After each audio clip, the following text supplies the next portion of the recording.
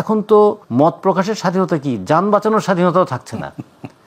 তারেক যে কাজটা করতে সক্ষম হয়েছিলেন, যে নতুন নেতৃত্বের সঙ্গে অভিজ্ঞ নেতৃত্বের মাঝখানে একটা মেলবন্ধন করতে চেয়েছিলেন, যেটা আগের সরকার প্রতি মুহূর্তে একটা ফাটল ধরানোর চেষ্টা করেছিল। তারেক জিয়া খুব ধৈর্যের সঙ্গে সেই জায়গায় তিনি একটা মেলবন্ধন করেছিলেন। বিএনপির রাজনীতি নিয়ে আমাদের আর একটা ব্যাখ্যা আছে।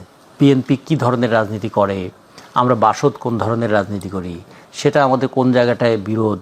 আমাদের গণতান্ত্রিক আন্দোলনের ক্ষেত্রে কোনো কোনো জায়গায় আমাদের মিল ছিল, বিশেষ করে আমরা স্বৈরাচারী সরকারের বিরুদ্ধে লড়াই করার ক্ষেত্রে আমাদের মধ্যে মিল ছিল, যেটা আমরা একসময় এরশাদ স্বৈরাচারের বিরুদ্ধে, এরশাদ যখন 86-এর নির্বাচনটা দিতে গেল, সেই সময় আমরা কিন্তু 15 দল থেকে 5 দল বেরিয়ে এসেছিলাম, বাসদ সহ বেরিয়ে এসে আমি বলছিলাম যে এরশাদের অধীনে কোনো নির্বাচন হতে পারে না এবং আমরা এরশাদকে কোনোভাবেই বৈধতা দেব না।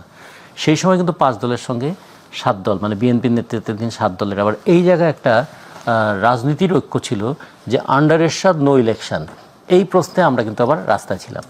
ঠিক তেমনি ওই 2014 সালের নির্বাচনের পরে ওই নির্বাচনকে প্রতিহত করা বা ওই নির্বাচনকে প্রতি মুহূর্তে এটা নির্বাচনের নামে যে জনগণের সঙ্গে একটা কত বড় দুর্বিষহ প্রতারণা করা হয়েছে, সেই কথার ক্ষেত্রে কিন্তু আমাদের বাসদের সঙ্গেও আবার বিএনপির একটা রাজনৈতিক একটা মিল ছিল।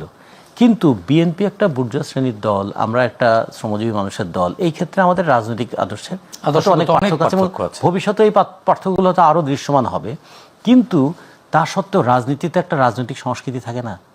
যেমন দুদুভাই, আমরা যখন একসঙ্গে ছাত্র রাজনীতি করেছি, দুদুভাই আমাদের, তখন দুদুভাইকে কিন্তু আমরা নেতা হিসেবেই জানতাম এবং এখনও খেয়াল করে দেখবেন যে দুদুভাই সহ আমরা বসি, তখন এতখানি সৌজন্যতা অন্তত থাকে যে দুদুভাইকে আমরা দুদুভাই বলেই কিন্তু মনে করি। তিনি একটা দলের নেতা, আমিও একটা দলের প্রতিনিধিত্ব করি, কিন্তু দুদুভাইকে আমরা দুদুভাই বলি, যেটা এখনকার রাজনীতিতে, রাজনৈতিক শিষ্টাচার, এখনকার রাজনীতিতে সেটা কিন্তু মনে হয় যে কাউকে অপমান করা, কাউকে তাচ্ছিল্য করা, এটা অনেক সময় হচ্ছে যোগ্যতার ব্যাপার।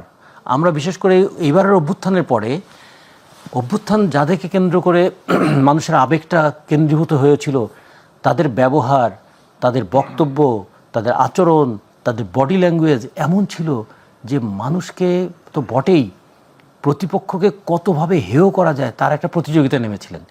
তাদের মুখের ভাষা অথবা তাদের দেহের ভঙ্গি, সেই জায়গায় একটু খেয়াল করে দেখবেন যে আমাদের কিন্তু বিশেষ করে 90-এর অভ্যুত্থানের সঙ্গে যে যারা ছিলেন তাদের মধ্যে এখনও দলের পার্থক্য আছে, চিন্তার পার্থক্য আছে।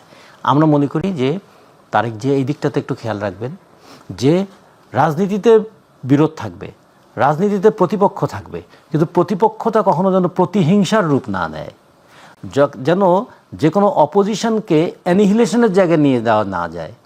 অপোজিশন তো থাকতেই পারে একটা চিন্তা, যেমন আমরা 3 জন এখানে আছি, সব বিষয়ে কি আমরা 3 জন একমত হব না, কিন্তু এইটুকু তো অন্তত ডেমোক্রেটিক কালচারটা আমাদের থাকবে। আপনার মতটা আমি শুনবো, আমার মতটা আপনি শুনবেন, আমার মতটা আপনি গ্রহণ নাও করতে পারেন, কিন্তু আপনি শুনবেন।